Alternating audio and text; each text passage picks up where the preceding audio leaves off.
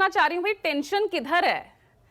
India alliance क्या आज वाकई पटना वाली बैठक से पहले वाली स्थिति में जा पहुंचा है, जहां दल मिले भी लेकिन दिल नहीं मिल पा रहे? और कल दिल्ली में जो ये सब हुआ, जो सियासी, जो कभी हाँ कभी ना वाली जो स्थिति कल नजर आई आप और कांग्रेस में, क्या फिर से एक बड़ी मुश्किल में फंसता हुआ इंडिया अलायंस दिख रहा है? देखिए, टेंशन और कंफ्यूजन हम लोगों में है और मीडिया में है, विश्लेषकों में है। राजनीतिक दलों में न कोई कंफ्यूजन है न कोई टेंशन है, क्योंकि उनको अपनी अपनी पोजीशन मालूम है। अभी संजीव भाई ने बहुत बेहतर तरीके से विश्लेषण किया। जब पार्टियों की मीटिंग होगी, अब दिल्ली की अगर मीटिंग हो रही है तो पार्टी क्या कहेगी कि 3 सीटों पर तैयारी करिए या 4 पे करिए, फिर कौन कौन सी 3 होंगी? कहा तो यही आएगा, इस तैयारी 7 पे होगी। उसके बाद जब गठबंधन होगा उसमें सीटें आइडेंटिफाई होंगी, नंबर आइडेंटिफाई होगा, फिर कौन कहाँ करेगा। देखिए, अलका लांबा और प्रियंका कक्कड़, इनसे बड़े नेता हैं दीपक बावरिया और गौरव, ये क्या कहते हैं, सौरभ भारद्वाज। हम उनके बयान को तरजीह नहीं दे रहे हैं, हम दे रहे हैं अलका लांबा के बयान को तरजीह, हम दे रहे हैं प्रियंका कक्कड़ के बयान को तरजीह। जब दीपक बावरिया ने स्पष्ट कर दिया कि भाई ये बातें जो है अलका लांबा, तो बात सही है, अंदर तैयारी 7 सीटों की बात हुई होगी, अलका लांबा कोई बात बाहर नहीं कहनी चाहिए। लेकिन चूंकि वो छात्र राजनीति से आई हैं और छात्र राजनीति से आने वाले नेता अक्सर कई बार जो है वो सीमाएं क्रॉस कर जाते हैं, ये तो हमेशा हमने देखा है। तो वो बोल गई, जवाब प्रियंका कक्कड़ ने भी दे दिया। लेकिन अच्छा, हम बार बार कर रहे हैं इंडिया अलायंस में तनाव। अब एकनाथ शिंदे इंडिया अलायंस में तो नहीं है, वो तो एनडीए में है। अब वो जो कह रहे हैं कि जो हमारा जो है मुझे चेकमेट किया जा रहा है, अब ये तनाव और कंफ्यूजन तो एनडीए में हो जाएगा।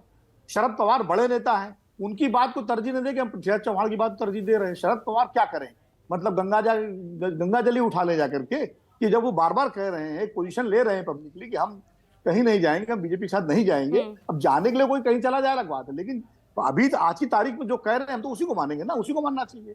तो सबसे ज्यादा जो है, अब चिराग पासवान और पशुपति पारस रोज बयान देते हैं हाजीपुर से हम लड़ेंगे, तो कंफ्यूजन कहाँ है? ओम प्रकाश राजभर रोज सीटें मांग रहे हैं। तो ये कंफ्यूजन हर जगह रहता है। सीटों का बंटवारा जब तक तय नहीं हो जाएगा, जब तक सारी चीजें स्पष्ट नहीं हो जाएंगी, तो इस तरह की बयानबाजी हर दल का नेता अपने अपना दबाव बनाने के लिए करता रहेगा।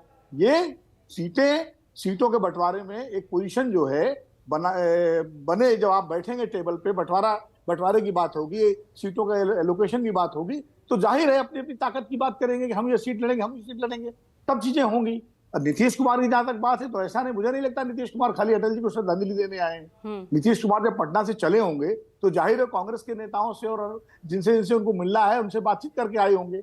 अब वो कब होगी मीटिंग, क्या होगी, कल तो दिन भर इनकी मीटिंगें चलती रही, कांग्रेस पार्टी की अपनी मीटिंगें चलती रही। अब आज क्या होता है ये देखने, ये पता चलेगा कि मुलाकात उनकी किससे किससे होती है, क्या होती है। चूंकि 31 और 1 की जो बैठक होनी है उसके लिए बहुत सारी चीजें तय होनी है, तो जाहिर है नीतीश कुमार वो पॉलिटिकल लॉबिंग जो है वो भी कर रहे हैं। यानी विनोद जी, आप कह रहे हैं कि अभी उतनी टेंशन वाली स्थिति है नहीं इंडिया अलायंस के लिए?